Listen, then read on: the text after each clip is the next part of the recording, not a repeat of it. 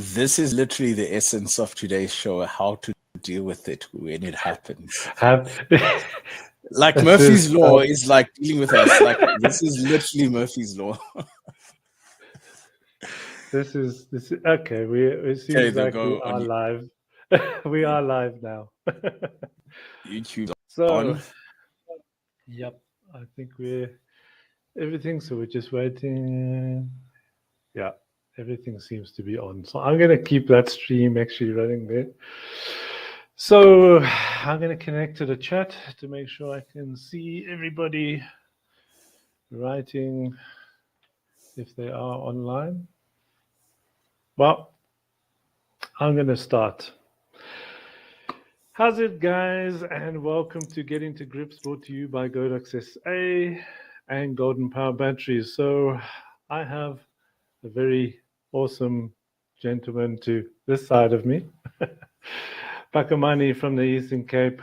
We're going to be discussing some topics and sort of addressing some sort of topics that are common challenges to photographers or creatives or videographers, because when things happen, you got to make a plan. You got to get around it, or you've got to make sure that you have a backup plan in place. Obviously, no backup plan is foolproof. So we are doing the best we can, and with what we know and what we have. So hopefully, you're gonna learn some things today as what I've experienced. So all my wrongdoings, hopefully, will be sort of corrective enough for you guys to actually move forward and not make the same mistake. Yeah, we got nice music. Cool. So, Pakamani, well, welcome to Getting to Grips. How's it there in the Eastern Cape?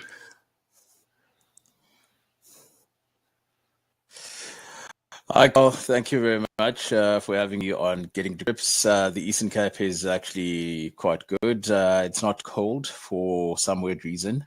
We are starting in the middle of winter, but surprisingly enough, things are good. Okay. And how's things in Joburg? We have our 4 seasons. So in the morning we have winter, then we have spring. By 12 o'clock it's summer, and then it goes back into winter again in the evening. So we've got our 4 seasons in Gauteng at the moment. That's our weather pattern in May at the moment. So I think today, you've probably got some things to probably share on some of these things as I go through them. I'm going to go through some different areas, and I will be sharing from my side, and I'm sure Pakamani will be sharing from his side of what he's experienced.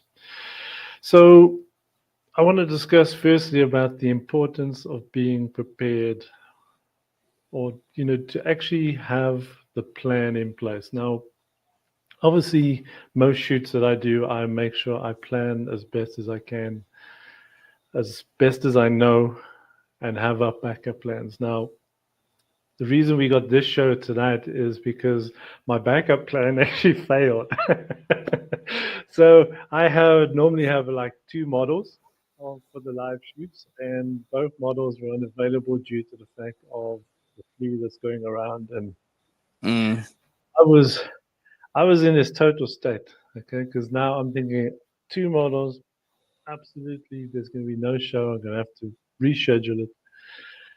And I was just getting like blinkers on the side of my face like a racehorse, just not seeing any way out of this, or any way that we actually probably then still get a live show on, making sure we're keeping the YouTube algorithms going with plenty of content. So by chance, I actually dropped a message on one of our Godox SA groups, and saying, look, I'm going to have to reschedule the live. I don't know quite what I'm going to be doing. I'm going to try and have to make a fill-up sort of video for this.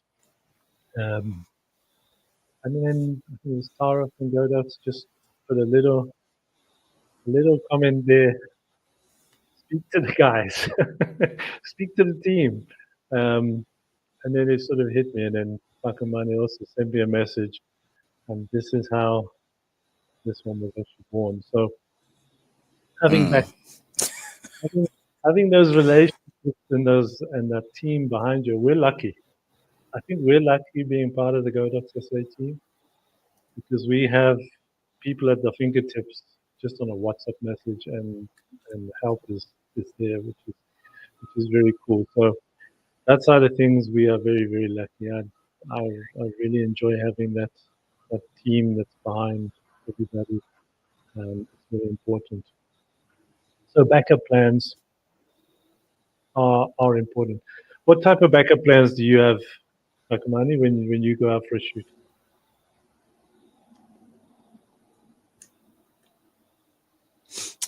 Okay, so the type of backup plan, it's very hard at times to actually come up with a backup plan.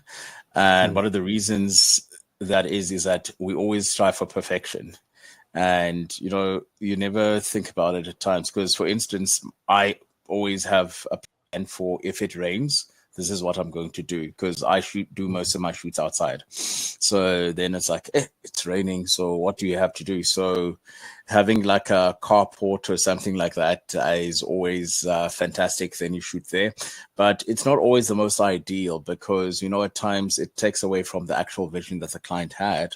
But the mere fact that you can improvise, it gives more or greater impetus in the terms of the client feeling a sense of, oh, okay, this person actually cares. And that's how clients need to always feel. They need to feel catered for. They need to feel that we do care. And most importantly, it's that feeling that you always leave a client with an experience that is different, the story that they can tell. And that's also, I think, what leads to great reviews. People would then leave on your page, or someone sends you a message, said, listen, I had this in mind, but what we ended up doing was absolutely fantastic. I'm really grateful for the way that you did things, so that for me works. Yeah. I mean, a couple of things that have actually happened to me. I mean, I've actually gone to a shoot. I think it was some sort of big luminous type birthday party thing, and they wanted us to set up a booth and stuff. So I actually took my 8300s, but I didn't take my S2 brackets, and I didn't put the little bracket actually in my 8300 case. So I went there, and my 8300 had no attachment bracket, but I had my C stands. So I literally had to actually screw the 8300 onto the C stand boom arm and actually use that to actually tilt my light. So it's all silly things like this, but we learn and make a plan and make sure we can still generate what the client wants at the end of the day. And I think another thing is, as I mentioned earlier, we were lucky about Godox SA having the team behind us. But building networks is one of probably the most important things you can do as a creative, because otherwise you are just left alone in your little space and your creativity dies. I feel if you're not connected to other creatives, I believe that your creativity will actually just dwindle out. And just for the fact that I could drop a WhatsApp message and actually all of a sudden an idea was sparked, and here we are tonight. Yeah. The fact that if I get double bookings in, or if I get an existing client coming in and they want to shoot at 12 o'clock, but I'm booked on a shoot at 11:30, I pick up the phone of one of the photographers that I know, and I say, look, I need a photographer at this venue. Can you do it for me? Are you available? Yes, cool. He goes there, does the shoot. I deal with the client, and I make a little bit on top, but he gets work and everyone's happy. So I think building those relationships, not just with obviously brands, with Godox SA, Canon, or whatever you build a brand, whatever brand you build with, other photographers. It's important to connect and build relationships with other photographers, because you never know when you would need another photographer, and rather have someone you have a relationship with, because otherwise I do this shoot and I've lost this shot, this shoot over here at 12 o'clock. I'm only doing the one at 11:30. I would have lost that one. Instead, get another photographer in there, bill the client pays the deposit. I book the photographer in, pay him the deposit, and then once the job is done, I pay him from that. So I'm still dealing with the client, but I have other photographers that I can use to actually put in other jobs. I think it's important around that type of thing. It's building that community, building those relationships. I don't know what the Eastern Cape is like on that. It is quite tough, and I think it's only over a good amount of years in photography that I have built up some of those relationships. And what is the Eastern Cape like at the moment with photographers, community, and that type of thing? Yeah, we have a very, we have a very quite diverse community, so you have your novice guys, you've got people who've been doing it for years, and you've got people who just in between. So leading on one's knowledge in terms of what people really want to do and the different genres that people actually get up to is also something that is extremely massive.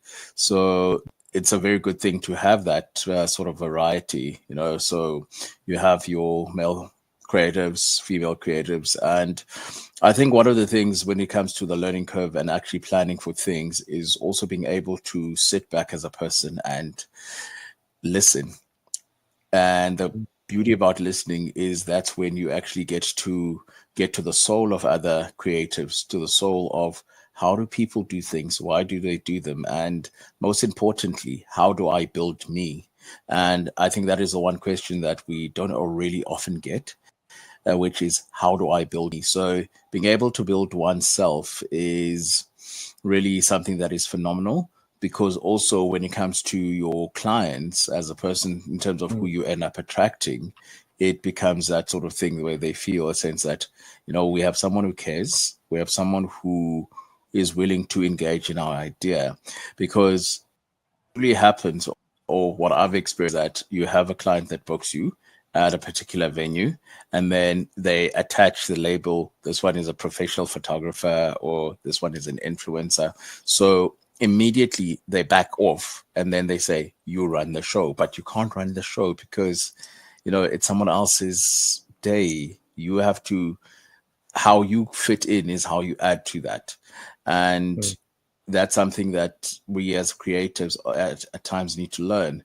And that's where we actually learn from certain failures that actually happen. So it's easier then to adjust, because I'll make an example.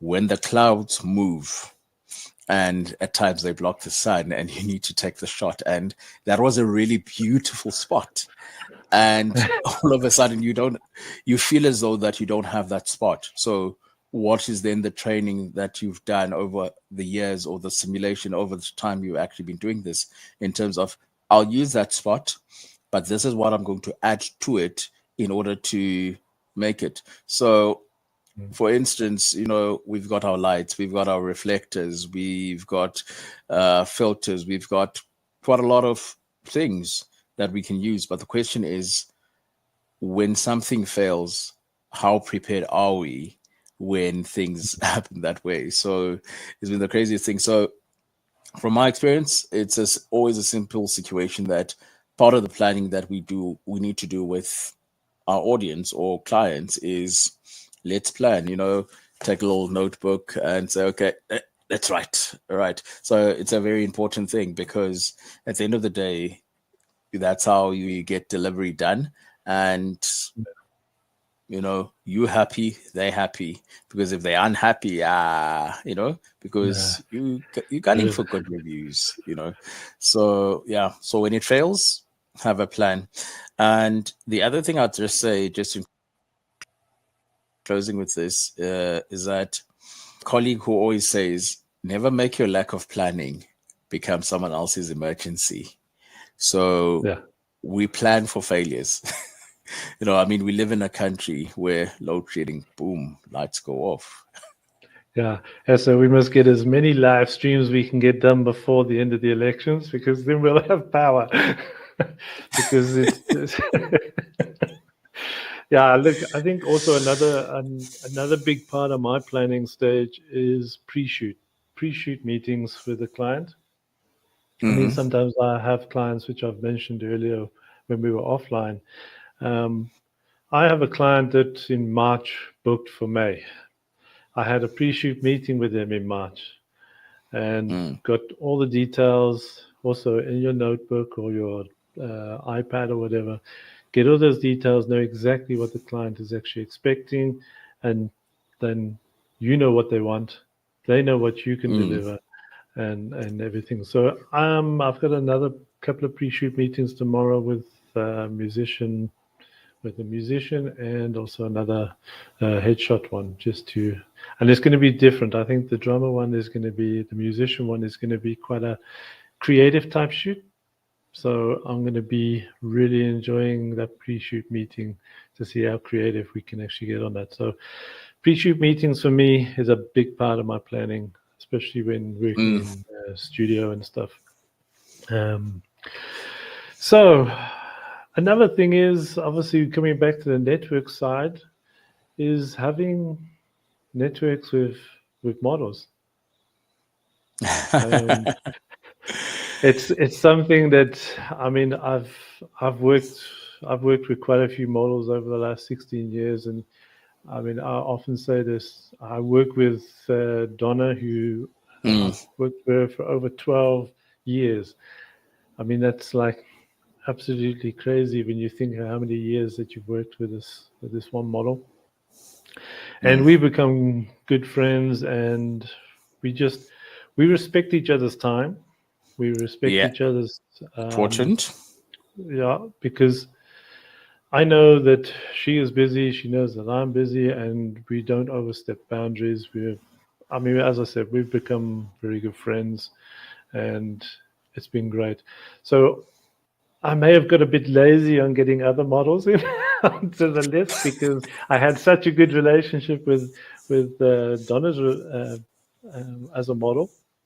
So I've actually had to start stepping out, getting. I mean, before it was very African model, a lot of African models, because I used to shoot for the Sunday Sun Sunbabes competition many years back. So I had a lot of African models. Okay. Some of them were straight out the township in front of a camera. They've never modeled before, so it was really challenging sometimes, but built up a lot of contacts there. Then I was the Indian models. Lots of Indian models I've worked with. Very funny enough, the white South African models I had hardly any experience with. It's only recently now that I've started working with a lot more white models now. So it's starting to build up those type of things. And now after yesterday, I was WhatsApping all these models. Would you be interested in appearing on live shows, workshops, and whatever? I'd like to add you to my list. So if I need somebody, I can give you a call. And a lot of them actually said yes. So I've got quite a big list now. So that was a good thing that came out of yesterday's failure. Well, not a failure, but hiccup, I'm going to call it. So I think it's important to actually have network with your models, brands, photographers, that whole community side of it. So if you do hit something, you can always reach out and get something going. Also about planning, it's probably just a little bit, it's not so much about people, but what if you had a shoot tomorrow at 12 o'clock in the afternoon, okay? And you were busy shooting, and all of a sudden you dropped your camera, and your camera went down under, couldn't be repaired. What do you do? Now you've obviously when you quote for a job, obviously you got to try and have some of these things in mind because it's part of your planning. Yeah, I've actually had something like that happen to me. So basically, this is where planning becomes really essential, because here I was setting up my 8200, and on his nightstand. And generally what happened, the shoot had been planned, everything. I knew exactly where I was going to put everything. But the one thing that I didn't count on was wind. And I've had people like, listen, just get sandbags, or just look where you're shooting, have a bit of a rope where you tie, so you know how the wind is going to work. So me being me, I was like, oh, okay. There's something that's really happening on my end. So what's happening is that I set up the softbox, and I had the 8200 on the S bracket, and then as I turned to pick up the camera, the wind blew. Boom. I just heard boom.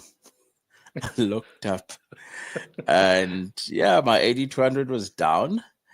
I looked on the back LCD. Boom. No signal. Tried pressing the trigger because I knew what group it was in. No, nothing. So I was like, okay, what? I've been down this road before. I've shot before without having to do off-cam flash. So let's go back to the basics. Which lens am I shooting with? What am I shooting? What's my scene like? So let me understand that, going back to basics. And I didn't even tell the client because I couldn't. So I couldn't just say, sorry, ma'am. My light just broke, and I can't exactly do the shoot.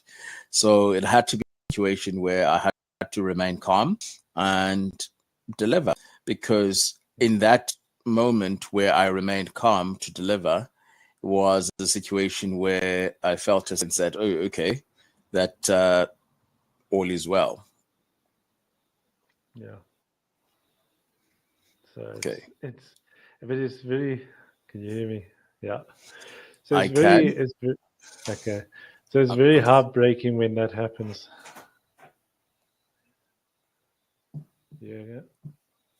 Yeah. No, the funny thing, we're having a conversation about this, and on my end, I'm smelling a bit of smoke. So I'm like trying to check the plug. There's nothing wrong with the plug there, because I was actually about to get up, so I just disconnected the thing from my plug. So I'm just trying to check around. Okay, is it the light? So if I went and switched this off, okay, boom, in the dark again, so these are the things, we're talking about failure and how to counter failure, and boom, okay, back comes my light. So yeah. It's crazy, but I've actually turned off the charging cable, but I do have enough power. I haven't actually had time to actually check what's really happening with the plug. We're live. So it's crazy. We talked about what would happen, and something might be happening. I think it was also when we went live as well. We clicked the live button, but nothing was happening. It was like, okay, what now? So I don't think even the countdown actually happened. But anyway, these things happen. Yeah. And, what do you do when it happens? You mark a plan. But I think also when, maybe I should put this question out there to everyone that's watching is, when you quote for a job, are you actually quoting enough to be able to cater for loss? So all of a sudden now you're out on a job, you've got a job the following day, you drop a lens, and that's the lens you're using tomorrow. Have you got enough money on that job to go, that's been catered for, to go and hire another lens? Or are you going to be losing money on that job because you've now got to hire a lens, and you start getting now upset because you're losing money because now you've got other expenses coming in because of a failure that happened. So it's important to also plan that buffer in some of your jobs to cater for if you need to hire something, because these things happen. Yeah, they do. So basically, fortunately enough, like with the story that I mentioned with my 8200, first and foremost, at that time, with limited knowledge, that I could actually just ship up my unit to Godox SA and trust me, they're very efficient, take little to no time to get us back with our units, regardless of what the issue is. But I had to, that's one of the things that a lot of people don't really realize, is that it's not just a case of just a person doing the shoot, but also I had a conversation with a friend of mine, and one of the things that he asked me is that, tell me something. Do you charge for equipment as well when it comes to your the work you do? And initially, then I was like, nah, I don't really. And he said, listen, you should. And I didn't get the significance at the time. And he said, listen, so what happens to your gear in the event that, it breaks on set? And I've had two misfortunes where I've had my 8200 Pro also fall into water as we were shooting, because the wind again blew.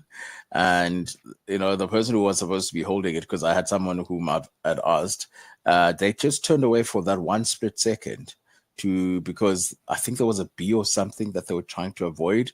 And in that split second, the light fell.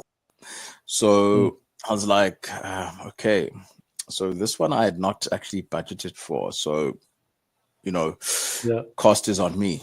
Whereas with the first one, where I had actually introduced the price, it was then a lot easier to actually just get the unit sorted, because it was a matter of just, okay, let's send it in, got the code, paid it, it was back within a week. It took a week and a half. Yeah, it was done. Yeah. So it's really important. I'd actually say to creatives that look at what you have, look at the longevity, and look at what would happen if you didn't have that.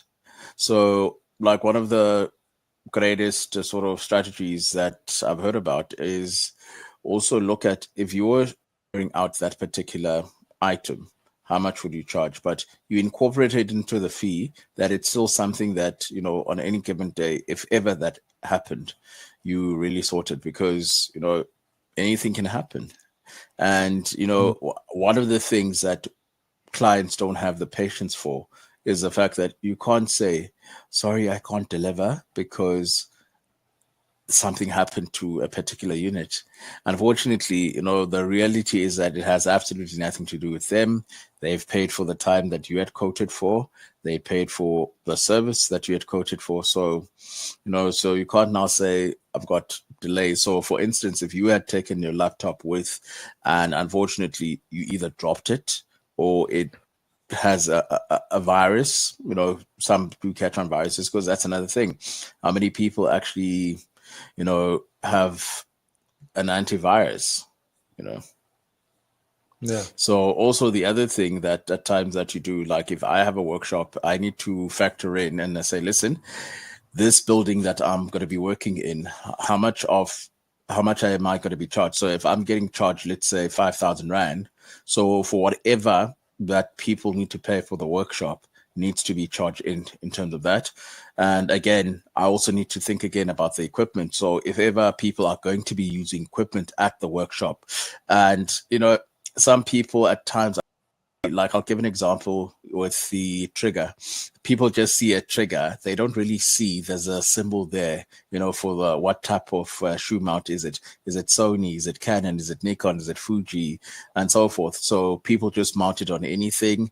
And the next thing they unfortunately, damage the unit. So again, when that unit is damaged, how much of you had charged so that it can get fixed? So these are some of the things you sit and actually plan and say, okay, if ever this were to be damaged, this is the amount. If ever, so you also do costing. This is something that I believe that as creatives, we don't do much about, is that we don't do costing sort of exercises, especially when it comes to losses. Yeah. I think many creatives need to understand that whatever you do, whether it's photography, videography, even anything like that, is you've got to run it as a business. You've got to treat it as a business. Yes, you are a creative, and you create things. You create art. You create and it's part of your life. But you have to get the business knowledge in there, and I think it was great. I think Craig actually did a whole business side of it down there in Cape Town um, on the last event, and I think it's crucial for creatives to actually have that business understanding because, I mean, costs. If I'm doing a shoot and I have to have an independent model, if I have Donna, I maybe cover a petrol money and it's fine. But if I Mm, have to go to an agency, it's going to cost me a lot more, and definitely. those things need to be factored into all your costing, your equipment, your talent that you'll be having on the shoot. Anything that you actually need on that shoot is there's going to be a cost to it. So just to have that understanding, I can't go and charge 150 rand for a 1 hour photo shoot and give you 50 edited images. It's not going to work. It's not going Yeah, to we, work. we come from far. We come from far because I can attest to that. That's literally what I did when I started off photography. I said, okay, it's 150 Rand, and that's a 1 hour photo shoot, and you're going to get about 40 photographs. And then I remember going home and having to edit all of these things. And I'm like thinking, that's 150 Rand. What does it really cover? It doesn't cover much because there's a lot of things that need to be done. For instance, if you look at the rising cost of fuel and you charge 150 Rand. And I think one of the things that I've come across, maybe if you've come across it as well, someone will have a quotation for a photo shoot. And one of the things that they'll say is, for unlimited photos, like you're like thinking, what is unlimited? So is it a case that what you're going to do is that you'll take, let's say, 500 photos, and then at which point do you have time to firstly sift through 500 photos, then say, okay, these are my so-called best, and at which point do also have a situation where the client has an involvement in terms of saying, you took these 500 photos, I'm choosing these unlimited ones that I need to have done.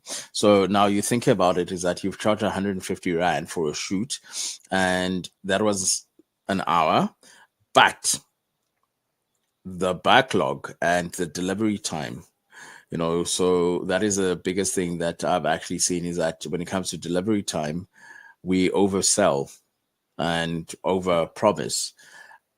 For instance, Matric Dance shoot, I've shot it an hour ago. By 9 p.m., you will have your photos.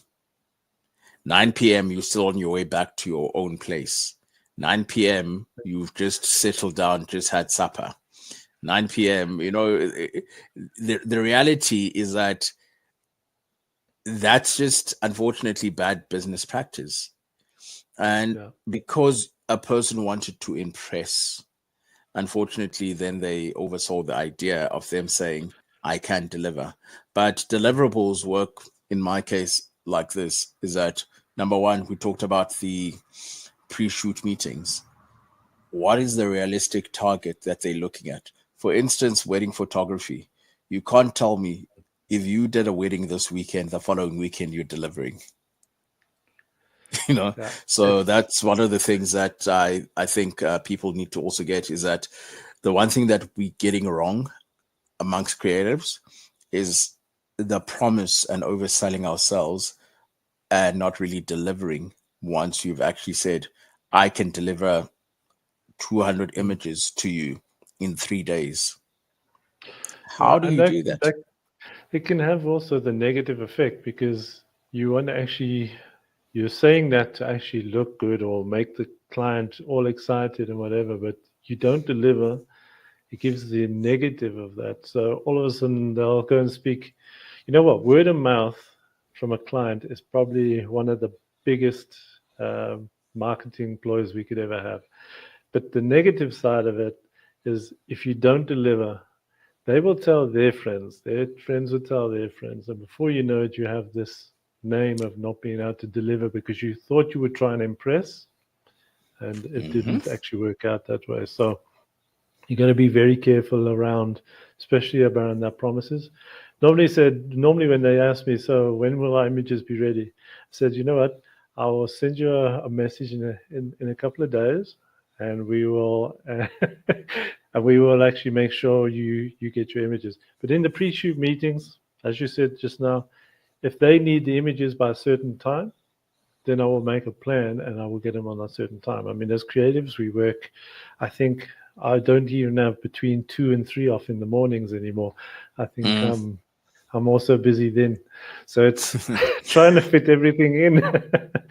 But yeah, it's you got to be very careful. Word of mouth can destroy your business very quickly if you over promise delivery on those things.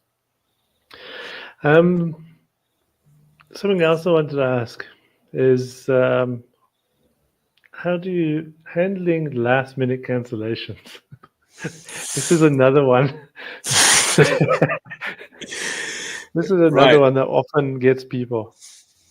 Yeah. So the big thing around cancellations is this, what, again, it goes back to how we actually do our costing and how we Mm, do our pre-shoot meetings. And this is something that is really, a bit of a killer because, again, a person cancels at the last minute. So a question that I normally one has to ask themselves, or I ask myself, is do I make people pay a booking fee?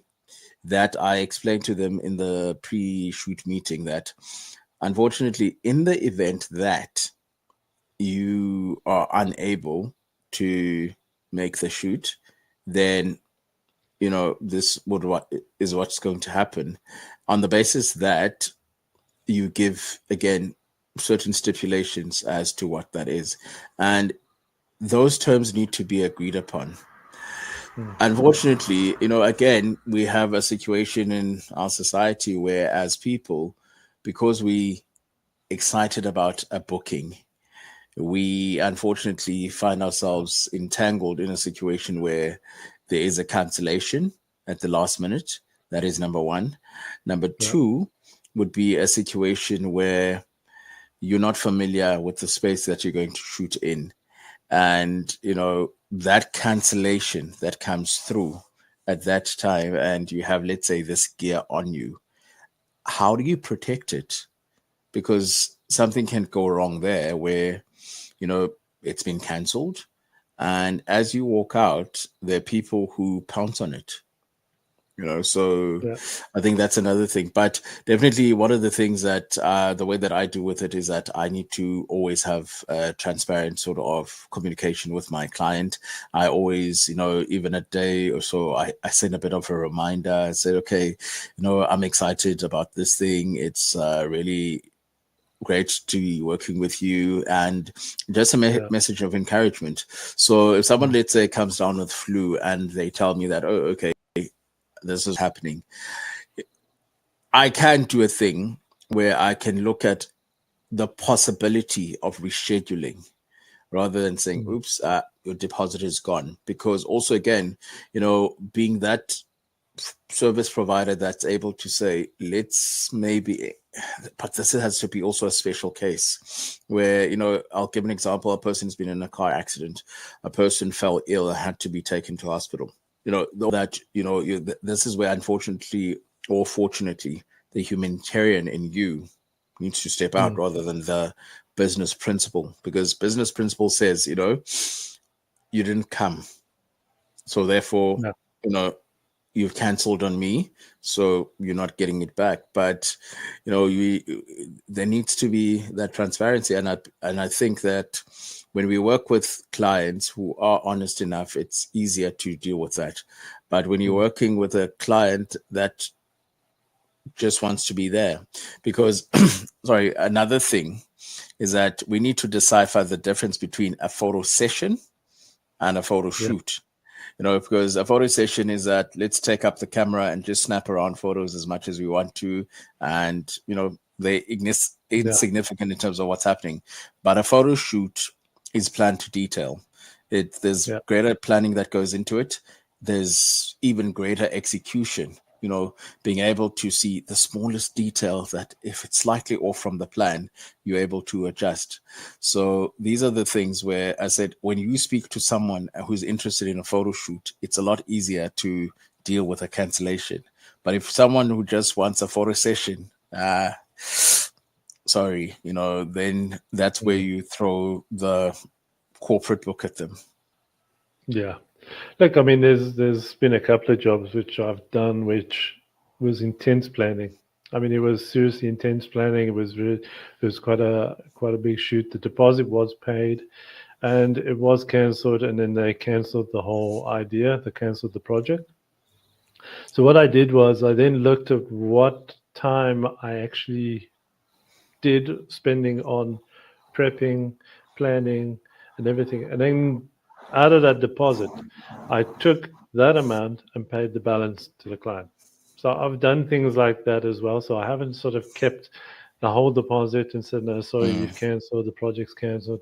I've just made sure that the time for the planning that I was doing for that project was covered. Because at the end of the day, if I didn't do the job, whatever money is available there, and it was quite a bit, and I literally gave that back to the client. And it was winning a client, basically, because, they can see that you're dealing with integrity. Okay, I can understand your pre-work that you did, and you've been paid for that. The balance has then been paid back. So those type of things. And yes, rescheduling. I think a lot of the personal type shoots that I do, that people do cancel sort of last minute, I do give them the grace to actually reschedule. And then we end up shooting probably a week later or so. So I mean, you have to sort of judge the situation, I think, very carefully. And as you said, the human side of us needs to come out sometimes and actually be gracious, but other times bring out the rule book. Sorry, that's it. But yeah. But No, also another thing is the communication, as you mentioned, I think is crucial. And I liked what you brought up, where you're like a few days before the shoot or a week before the shoot, send them a message, almost like building up that excitement for them for the shoot. I think it's a very important thing. I'll make an Communication is example just there. So this happened recently. So what happened is that this lady was scheduled to do a maternity shoot. On like literally the hour before we scheduled to do the shoot, she went into labor. Oh, So it was a strange thing because, again, it's a natural thing. At times we put in our contracts, if it's a natural disaster, you're still not getting it and whatnot. But the humanitarian side is this, that, oh, okay, so this happened. We can't avoid someone going into labor. So, then the lady came back to, this happened about a month ago. And the lady came back to me this afternoon and said, are you available on Saturday? And I'm like thinking, okay, what's happening Saturday? He's like, okay, since my maternity shoot didn't happen, is it possible to have, like, it's still a baby shower that we're having, as much as, yes, I've given birth, but we're still going to do a baby shower. So are you able to come through for that? So it goes back to the thing is that what we also put out in the universe has a way of coming back to us and giving back. So, so now this coming Saturday, that's basically what is. This is a person who's come to me and said, they had there was a natural problem. You can't, it's like, you can't fight nature, So it's like, I want you to do this baby shower. Post that I want you to do like photos of me and my newborn, so I'm like, oh, okay, so the job is increasing. So all because you didn't actually say, just because you gave birth, you still gave respect to that situation and allowed the person to to heal, have their time with their child, and we had this arrangement, I want to honor it. So the world has a way of giving back to us when we actually give back to it. So I think it's keeping and maintaining relationships. I think that is probably a key part to running your photography business, because your clients, and whether it's a corporate, whether it's a commercial type client, or whether it's a pregnant mum, that relationship building between you and them is one of the biggest things I think you can also do. So with all this talk about being human and granting that paperwork, contracts, I have on my website, I've had clients actually ask me for my terms and conditions and for my photography contract. Now, I've actually got those on my website, and I just send them to my clients. If they ask for them, I just send them the link, and they can go and read it. So that's everything to cover for how the images are to be used. Okay, so even with doing like a family photo shoot, specify everything in this contract, because whatever you do, that piece of paper is going to come very important, because it's something that you can fall back on. They've asked to view it. They understand it. They've signed it. Terms and conditions, privacy policies. I've had people ask me about privacy policy because they'll fill in on my website. Where does this information go? How do you use this information? It becomes very much more a business sort of model that us as creatives have sort of got to get used to. Cancellation policies, rescheduling terms, and also payback for cancellations. All these things are going to be covered somewhere in paperwork. As I said, I've got some of those, but how many people out there, all the photographers that may be watching online, do you have these things in place? Pakamani, I think we've discussed this before on a couple of other times, I think offline, about contracts and stuff. So did you get your one sorted? Because I think you were busy with one at the time, I think, at that point. No, as I said in the beginning when we started the interview, is that planning is everything. And if you're creative and respect what the craft really means, planning goes into it. So planning is you planning what you need to do. What is your time like? What is when you're planning costing? So you say to yourself, why am I charging this? Why am I charging that? And, one of the things that a lot of people are afraid to do is being called expensive. The unfortunate thing is that we live in a world and we are part of an industry that requires us to be in a certain bracket, fair enough. But at the same time, being in that bracket, we need to plan and say that this is what needs to also happen, because the business can't survive if you actually planning on just taking the little bit of what, like we spoke about the 150 Rand, so sort of situation, but there's also another spin-off in terms of understanding the other side of business, which is understanding volume over profits, and which maybe would be a nice little discussion for another business sort of seminar in terms of what is actually happening in terms of the business side of photography. So the business talk, but planning is key. And unfortunately, if we don't plan, then we're always going to be sort of in the disgruntlement zone where we say photography is expensive. I can't do this, I can't do. But it's all in the detail. It was also the type of client that you are attracting, the type of client that when they call you, you are able to adequately service.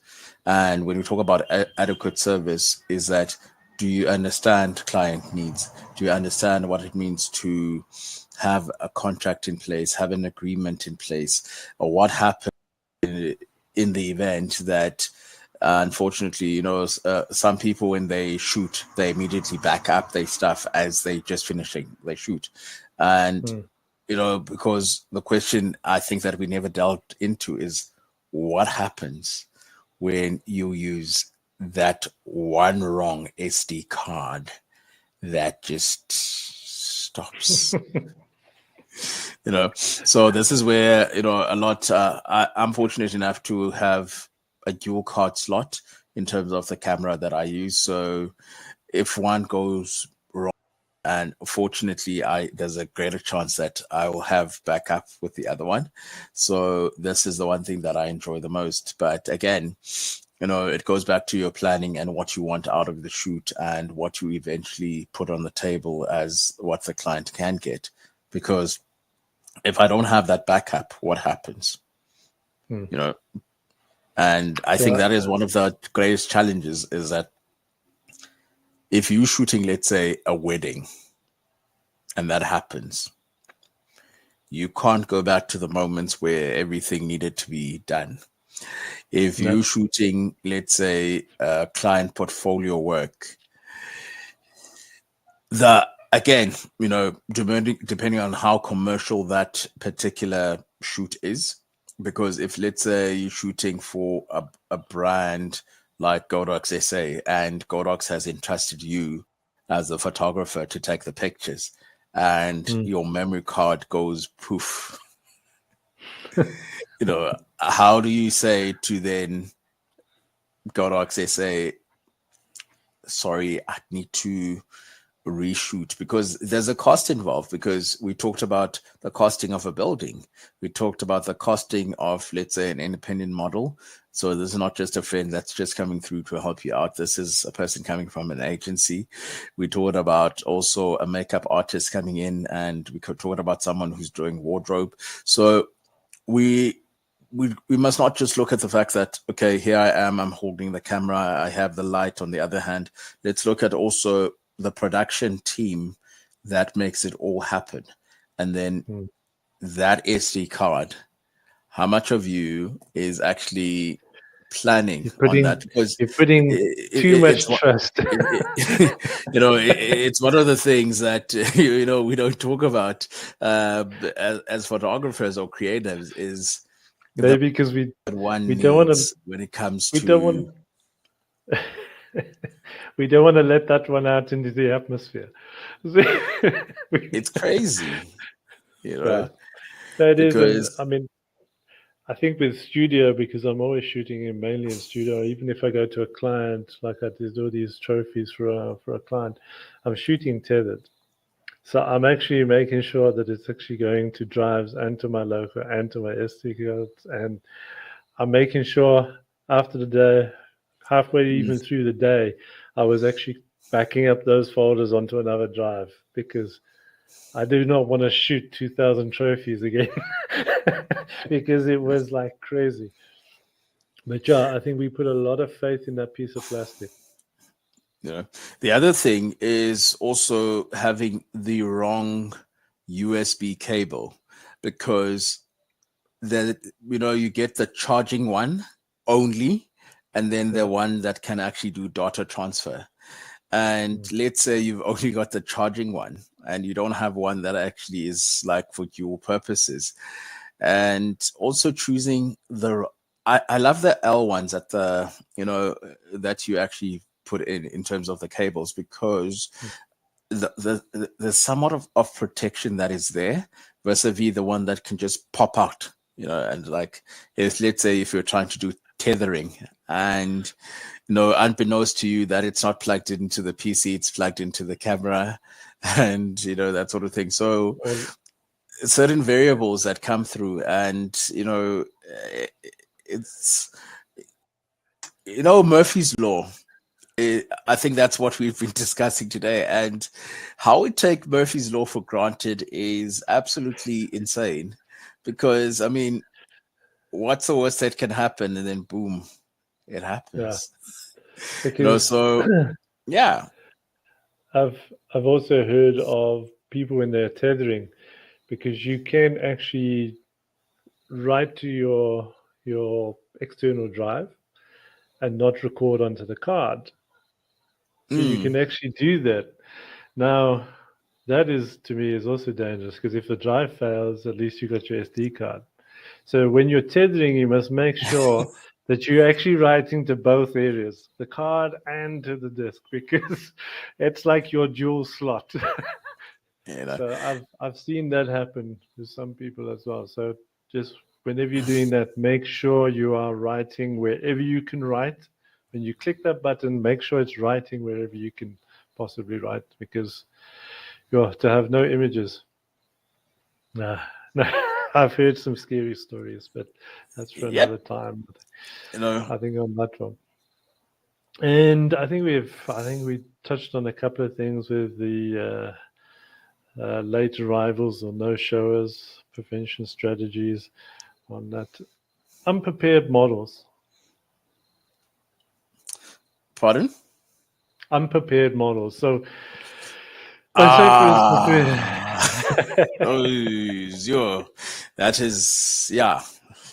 just just to take one of the things was, so they book a shoot, it's a portfolio shoot, and I said, look, are you wanting us to arrange a makeup artist where they can do the makeup artist, because we need to arrange that time in studio for you to get your makeup done. Okay, no, that's fine. No, she'll do her own. Okay, I say cool. So we only then book for the hour for the shoot, and then she comes, no makeup's done. So Mm, now she spends half an hour, 45 minutes doing makeup. So I said, well, now you've only got 15 minutes left to shoot. right. How do you handle that type of? You see, that's the thing about it is that firstly, the education around understanding the difference between doing a photo session and doing a photo shoot. So, for instance, this comes up a lot when it comes to also doing, let's say, a matric dance photo shoot. So, again, it's a situation that most matric dance happen in winter. And by roughly about 5:30, there's virtually no light to really work with, even if you are using off-camera flash. But there is a bit of struggle that a person really has. So one of the best ways that I would say handle it is that, number one, in your prep you have before the shoot, let's talk about the following things. One, who's making the dress? Two, where's the makeup being done? Three, where's the venue that we are shooting at? And Yeah. what is the distance between where the makeup is being done, where the person is dressing up, and where we are shooting? So my advice is always, let's plan backwards. What time are we shooting? We're shooting at 4:15 in the afternoon. Brilliant. What time's your makeup that needs to be done? Your makeup is being done roughly at about latest by 2 p.m. Who's fetching your dress? All right. So and so is bringing the dress. So that's where you're getting dressed. So if you are 5 minutes away, considering traffic as well, that's where you need to be, so that at 4 p.m. we are shooting.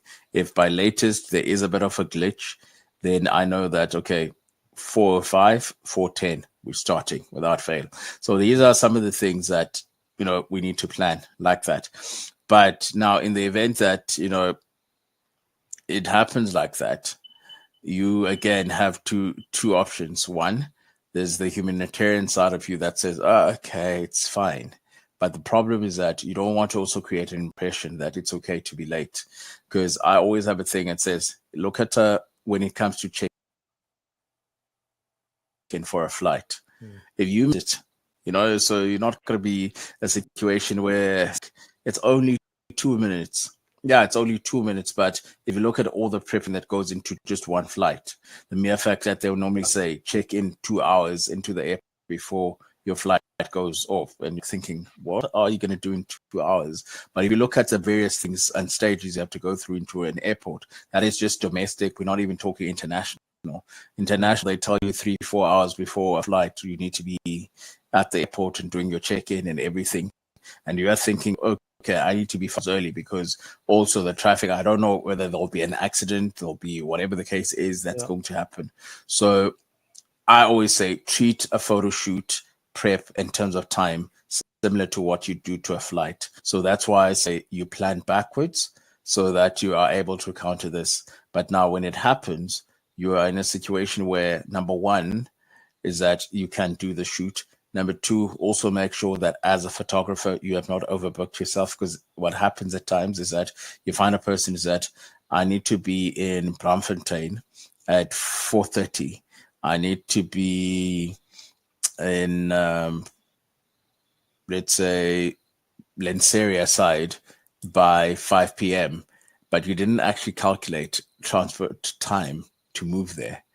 So those are some of the errors that we make on our end, as much as clients also make their errors in terms of time. So in balancing out the scales, we need to plan more, and we also need to educate our clients, because I think that's where the failure also comes in. Who's educating the client? And pre-shoot meetings, that's where the education comes in.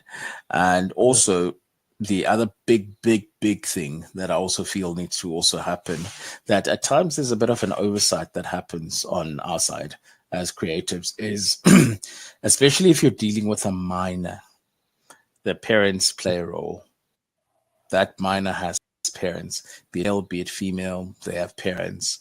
And we need to deal with parents, not the minors. Because with minors, time for them means absolutely nothing. Because I mean, a person could be late for a class and it's like, it's just going to be detention.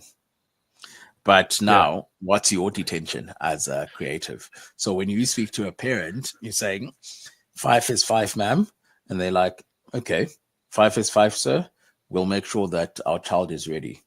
So those are some of the perks that also come into it, is that let's be cognizant about the fact that when we communicate, do these pre-shoots as well, especially when it comes to minors, that we are dealing with parents, because parents play a very big role.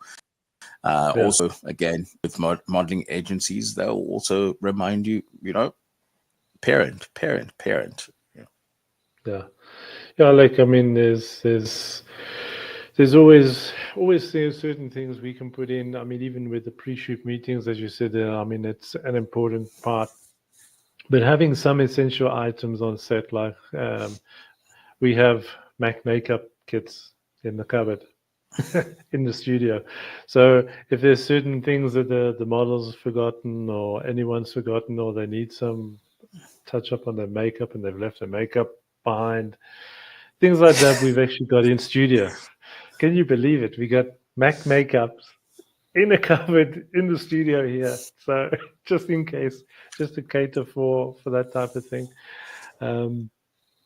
Another thing is also very interesting. I know it's probably just gone over the hour and stuff, is personality clashes. Like,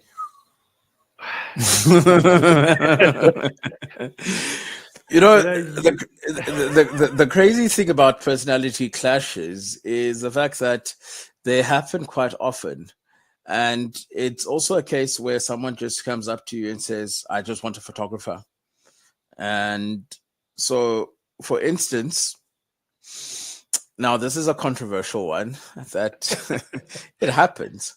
So the person's makeup has been done, and especially at times when you're using off-camera flash, and you take that first photo and you're like, we're going to have to work here. And for a person like me who doesn't do retouching and all of that, it becomes an extremely big challenge, because, how do you fix it? How do you balance it? I had a situation here in March where it looked a situation like a tinge of more yellow towards rather than skin blending of sorts that was being done with makeup. So now I had to really scratch my head, because I can't say to a client, your makeup is kind of doing ABC. I need to be creative enough to actually, when they get their photos, they're like, you know what, this guy did the things. He found the pots. But now how do you, because I've asked this question before on Facebook, and majority of creatives agreed, you just keep your cool, don't say it, and find a way around it.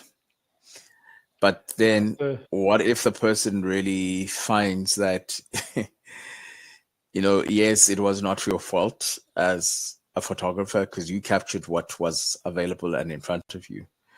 Then you do get some of those, and then you get some of those who tell you and say, hang on, so you just came for the money. And I remember, you get people who say, will you be able to Photoshop this? I'm not a Photoshopper. I'm not good at it. I am always honest about that I'm not, that sort of person. So yeah, we'd often clash to a point. Like, I'll give an example now. I did, I was supposed to have done a wedding this past weekend, which I didn't do. And the reason I didn't do it is, again, personality clashes. The way that, firstly, the demand that the client had when they approached me, I already said something that was off. Then, second to that, the fiance, husband to be, also contacted me, and so now we were clashing because his first statement was, I didn't like the way that you spoke to my fiance. You are a photographer and you seemingly available at the time that we need you. How can we proceed with the talk?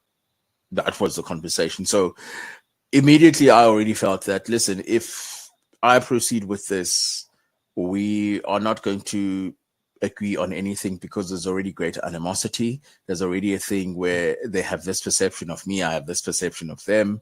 And even if I were to do the shoot, even if it's a pre-meeting, even with the pre-meeting, we are definitely still going to have a clash. So the best thing for me was, let me, step aside. And I think this is the one thing that we as creatives don't really do, which is, when we see these clashes, we don't step aside, we persist with it, but then we still want to have a problem when the person says, I'm going to give you a 0 rating because I didn't like what you did. Yeah. And you knew that it might happen, but you still went on with it. So you can't exactly say you're blaming the client. I'll blame you as the creative because there's something you could definitely have avoided there.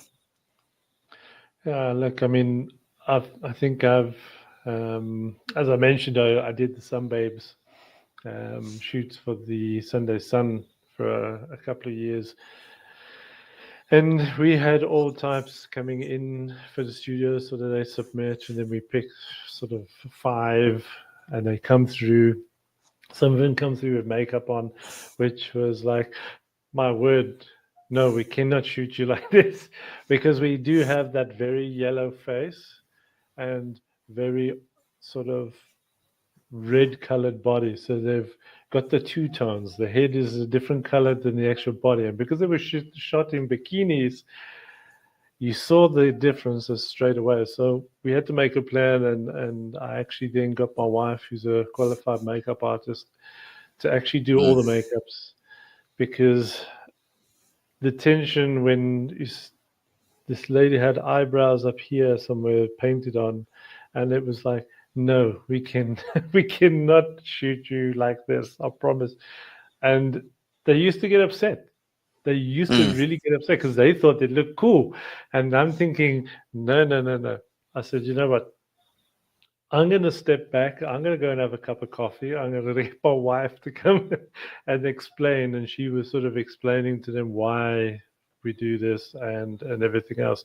And it's also, when they rock up for a shoot in a studio or off-camera flash, even on location, and they have a foundation that's got more reflective material than your reflector, that is also a nightmare. So some of these makeups are, and then you try and explain to them, we need to remove your makeup. And it also creates tension and stuff like that. But it's a case of just keeping calm. Even if you do have to step away for just a couple of minutes, say, look, let me just go and speak to the makeup artist. Let's see what we can do. Because half the time it's really it's really interesting what happens in those type of things, and it could be as small as your eyebrows, you know. But I think it's I think being the signal's professional. breaking there. So Is it? Yeah. Okay. Yeah. So Can you it's come about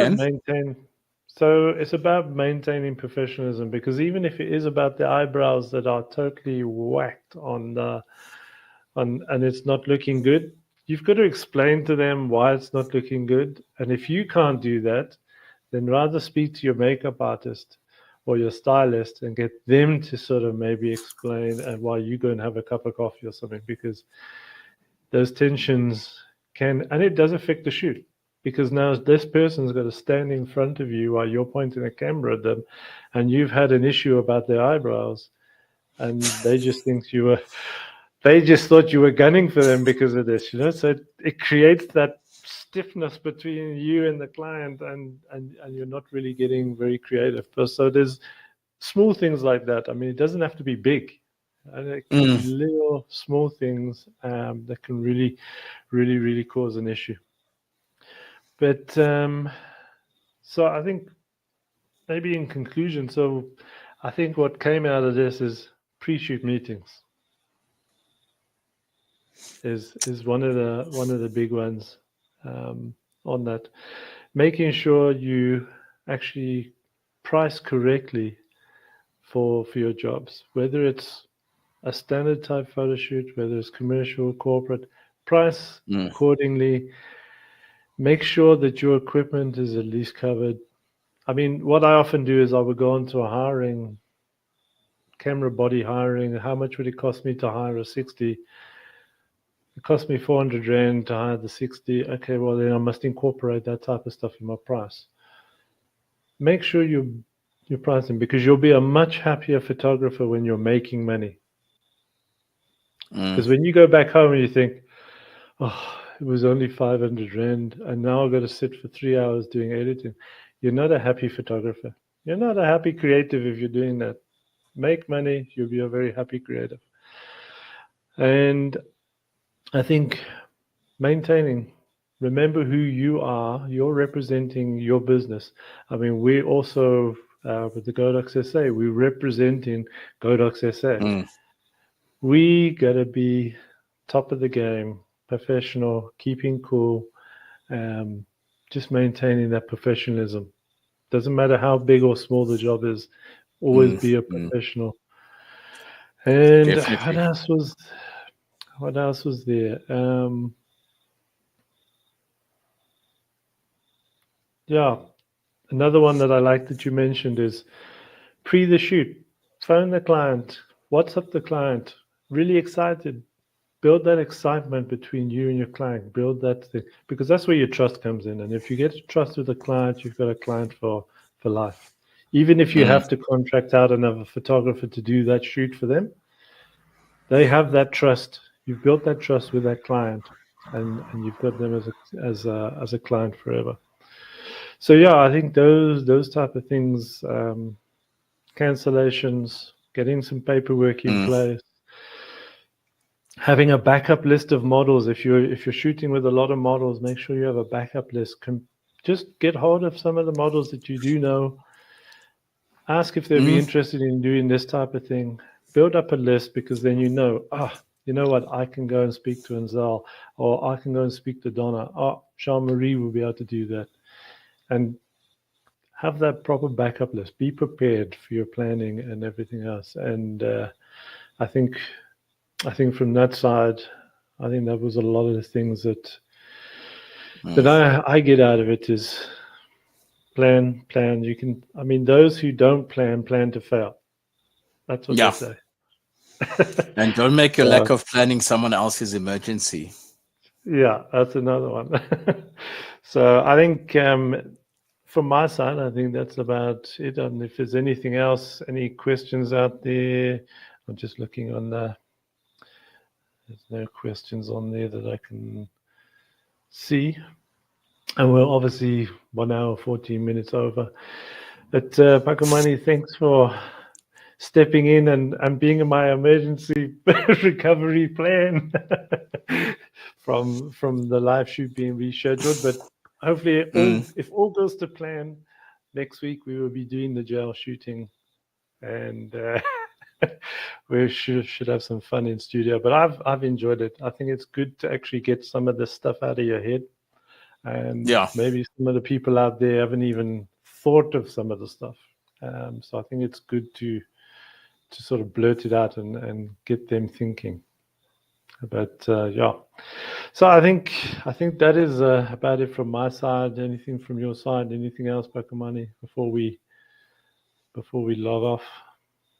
Yeah, so from my side, I just want to say, you know what, guys, things happen.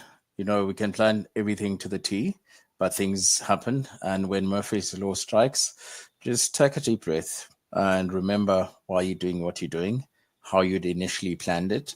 And most importantly, knowing that, you know, you can still get it right. So don't say, oh, the weather is what's happened. Or person into labor, so therefore shoot and so forth. Yeah. So always remember to be courteous as a person, and planning is everything. Yeah, 100%. All right. So that's it, guys. I just want to also just mention on stuff that actually is happening at Godox SA. Obviously, any events, and I know Pakamani will want you guys to make sure you get online for the free training in areas, because I think yours is an area that's planned for next. I think the Eastern Cape is the to get out there to get some free basic training. So make sure you register for any of the events that's actually online at godox.co.za, and free basic training. Anybody in those areas that are out there, get hold of your buddies, get hold of your friends, register online. Let's get the numbers in so we can actually arrange an awesome training weekend at your area, or close by to your area. I think it's important to see exactly what Godox SA is all about. And I think anything that you also require, you can actually go to godox.co.za. You can use my coupon code, and everybody in the Western Cape. Pakamani, what is your code?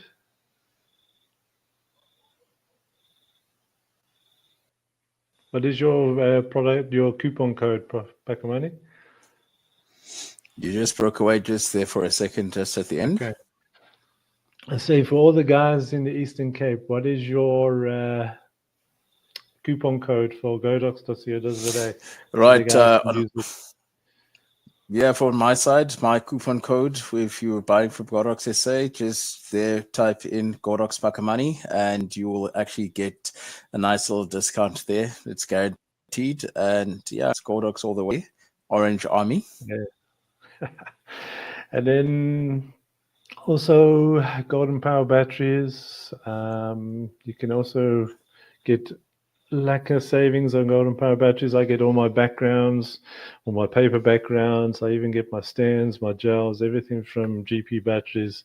And you can use my code there also to get an instant discount. But guys, whatever you do, don't forget the free basic training. Start going onto the site, registering.